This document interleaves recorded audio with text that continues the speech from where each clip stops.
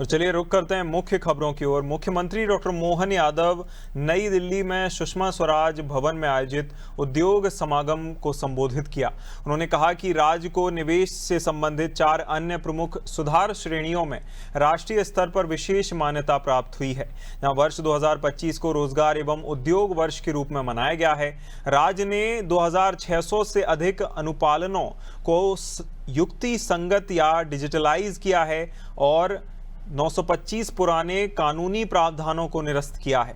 इसके अलावा 26 अधिनियमों में 108 प्रावधानों को अपराध मुक्त किया गया है, जो दंडात्मक अनुपालन प्रवर्तन से सुविधा आधारित दृष्टिकोण में बदलाव को दर्शाता है।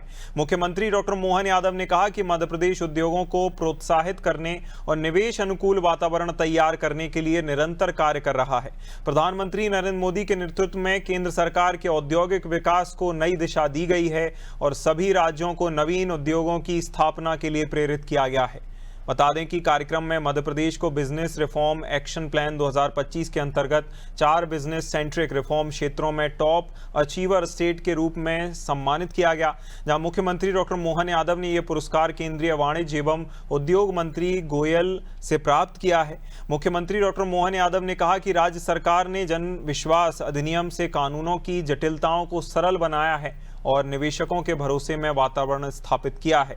उन्होंने ये भी कहा कि मध्य प्रदेश ई सेवा पोर्टल से 56 विभागों की 1700 से अधिक सेवाएं एक मंच पर उपलब्ध कराई गई हैं। मंत्री के नेतृत्व में देश में एक तरह से ये स्वर्णिम काल चल रहा है और हर राज्य ने अपनी अपनी बहुत अच्छी भूमिका निभाई। हमने भी अपने राज्य के अंदर सबसे ज्यादा अगर ध्यान दिया तो उद्योग और रोजगार पे दिया है। यद्यपि ये बात सही है कि मैं उज्जैन से आता हूं और उज्जैन सम्राट विक्रमादित्य की नगरी है और विक्रमादित्य के नवरत्नों के जमाने से काम और काम की पद्धति के सुशासन के उच्चतम प्रतिमान अगर कहीं माने जाते हैं तो वो अतीत के 2000 साल पुराने सुशासन के माने जाते हैं। ये बात सही है कि 2014 का पहले का समय और आज का समय ये इसी प्रकार के प्रोत्साहन देने वाले कार्यक्रमों के आधार पर है। मैं जानता हूं कि जब मंत्रिमंडल का बंटवारा हुआ तो ये चुनौती हमारे पास भी थी। बहुत तेज गति से मध्य प्रदेश में एग्रीकल्चर ग्रोथ रेट तो बहुत तेज गति से, लेकिन इंडस्ट्रियों के हल हमारे बहुत थोड़े अच्छे नहीं थे।